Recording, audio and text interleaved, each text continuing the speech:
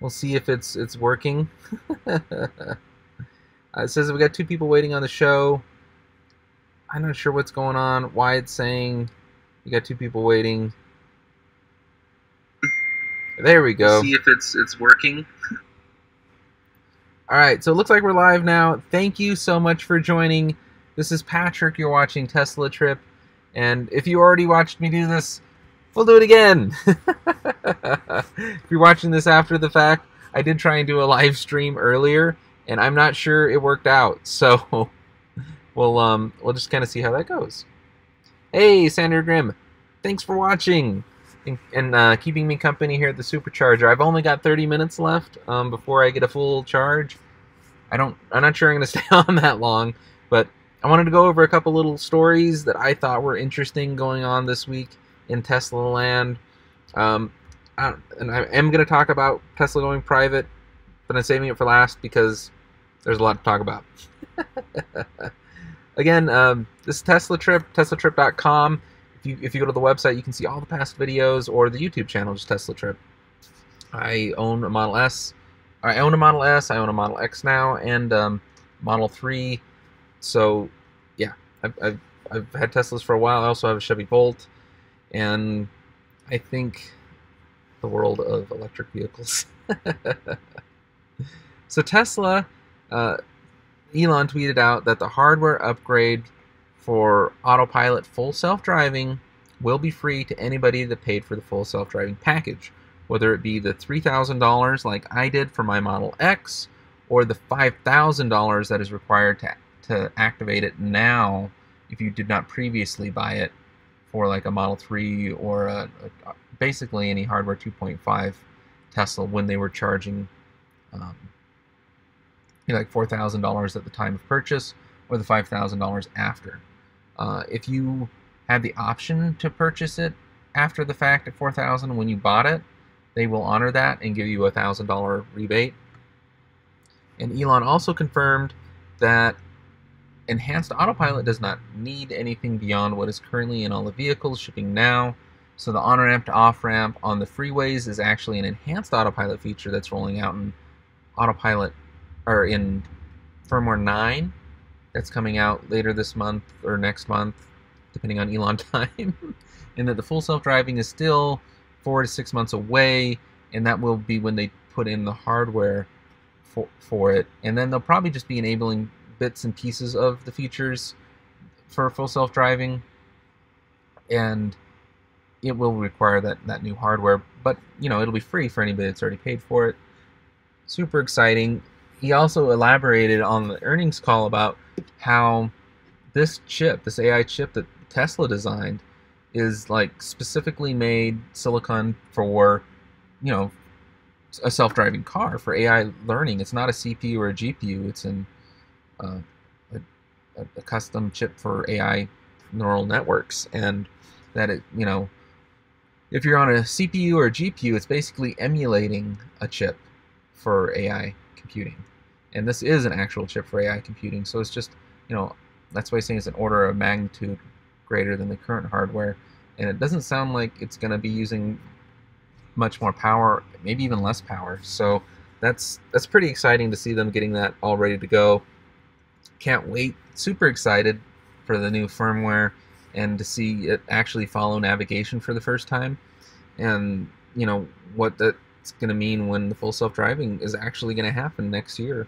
That's really cool. That they're confident enough that they're going to put this new hardware in possibly hundreds of thousands of Teslas for full self-driving.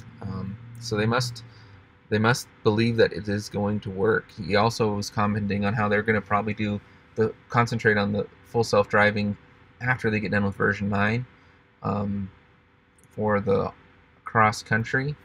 They think they could game the system by doing it a predetermined route, drive it once and then drive it again autopilot, or multiple times, or whatever, make sure everything works perfect for it. But, they'd rather have it work like on any point A to point B, and that's what they're working on to make it actually functional. Speaking of autopilot, they are so confident that you're going to love Autopilot, Enhanced Autopilot, they're giving a 14-day free trial for anybody that did not purchase it with the vehicle. I believe it's $5,000 to get Autopilot after the fact. So, yeah, it's a little bit pricey, but man, is it nice. I mean, it's amazing. Like, it's hard to go back to driving a normal car because I use it all the time. If you're not familiar with it, some people say, it is a full self-driving car, which it's not. And other people say, oh, it's just, lane keep assist. It's no big deal. It's no different than any other car. And it's somewhere in between that. It's more like, a really advanced cruise control that does the steering and braking for you, which is driving the car. The only catch is you got to keep your hand on the wheel in case there's some weird thing going on that it can't handle, an edge case. It works great 99% of the time, but you got to be ready for that 1% of the time.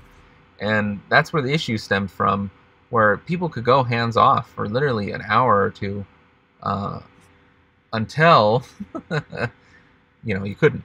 And people might not react quickly enough, so they lowered it to around like 10 minutes, 5, 3 minutes, 1 minute, half a minute is about where it's at right now. It basically requires you to have your hand on the wheel at all times, which is they have always said, and I do believe that is still the best way to drive with Autopilot, is to rest your hand on the bottom of the wheel, and then it applies that force all the time, and you don't get the message. You got to put your hand somewhere anyways. I mean, before, you can put it on your knees or whatever and be ready to take over, but might as well just have your hand resting on it. That way you're really ready if there's anything that pops up. Like, it can't really respond to, certain things, or it might accidentally take a wrong turn, depending on how the lines are, the markings. I have to admit, though, in the past month or so, Autopilot has gotten really good. Like, it takes crazy sharp turns that are, that there's no way it could have done before, and it slows down really nice, and it does them really smooth, and I'm super excited. My wife is even turning around because she never used to use it at all. Used to figure the heck out, and now she's actually starting to use it. So it must be getting better if my wife's actually using Autopilot. Model 3 fob, or a fob at least, probably for the Model 3. It's good that Tesla's doing this because options are always good. The biggest complaint I have with the Model 3 and not having a fob is getting into the frunk. Because getting into the frunk is always a pain, because you got to pull out your phone, unlock it, launch the app, and hit the button, and there's always a little bit of a delay when you're using the app. So I would be welcome to the option of a fob, although I don't think it's necessary, and I want what Elon promised, where Model S and X can use a key on your phone, or use your phone as a key. So I can't wait for that. Sander Grims asks, I heard you can play Atari games soon on the screen, or something like that. Yes, Tesla is going to do that with version 9. They're going to put more Easter eggs in there and have Atari games. So I guess they got the rights to, like, pole position, where when you're parked, like at a supercharger, you can play pole position on the screen and use the steering wheel of the Tesla to control the game. And they're actually hiring developers to write more games, which I think is great. I mean, as long as it's not like a big distraction from like really enhancing the car, working on the real self-driving, I can't wait. I think that's going to be a lot of fun, adding the ability to play games. But if you're wanting to drive the car for real, the Model 3 Performance, they've been demoing a beta of this track mode.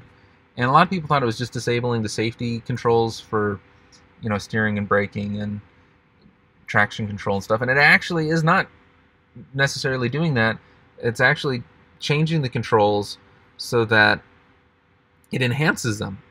So that the two motors and the slip distribution instead of braking, and they're actually like optimizing it for the track, which is awesome and totally different than what everybody else is doing.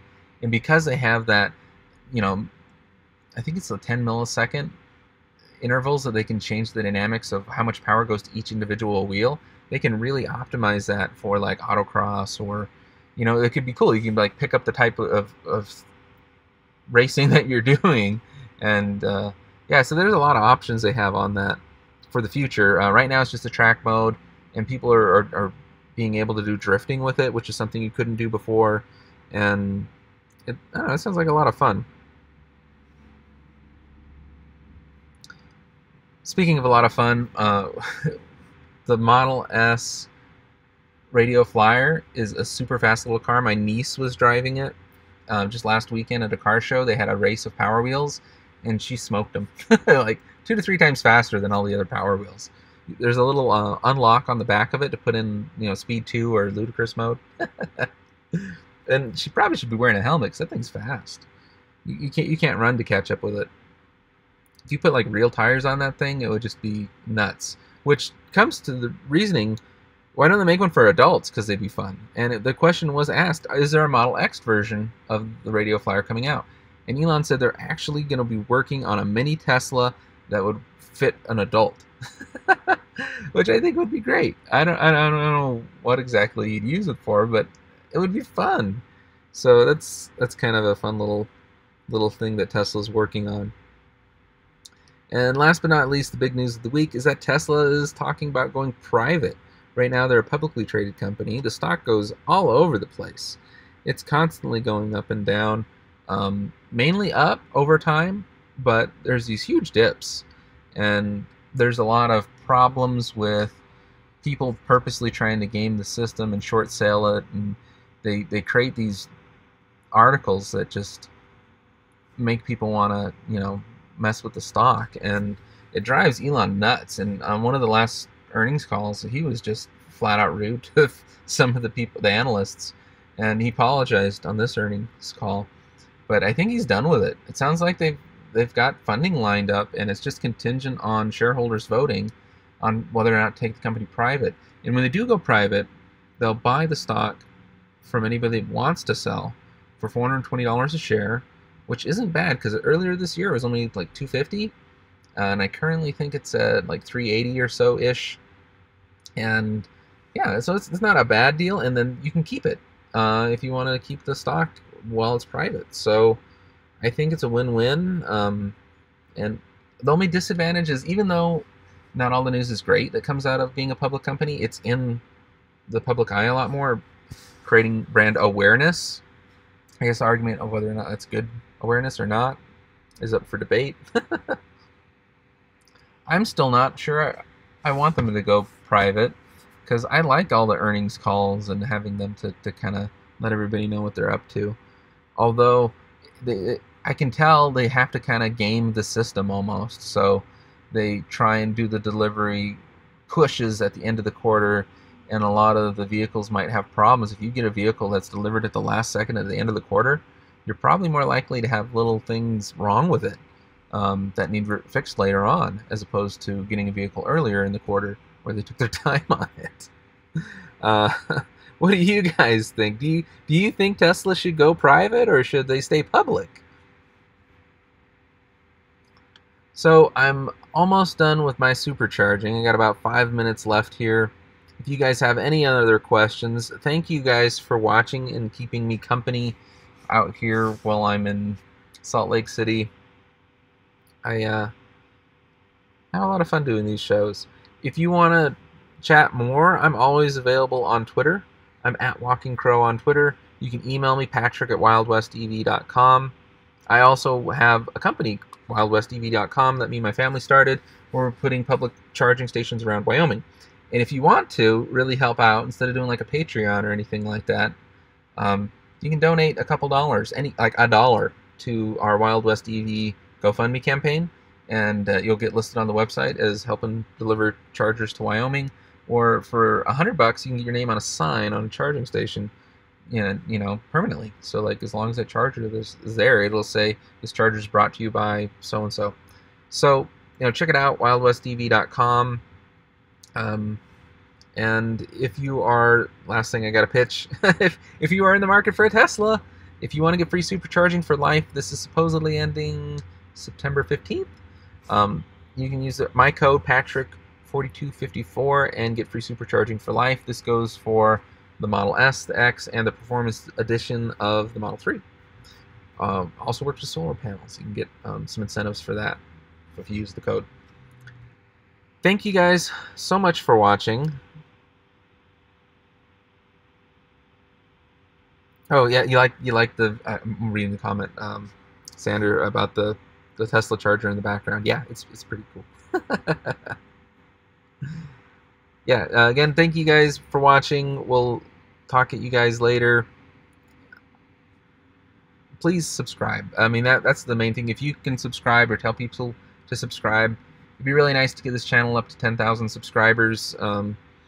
It adds some benefits for being a YouTuber.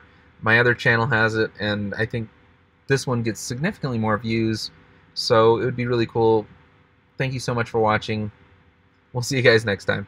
Bye.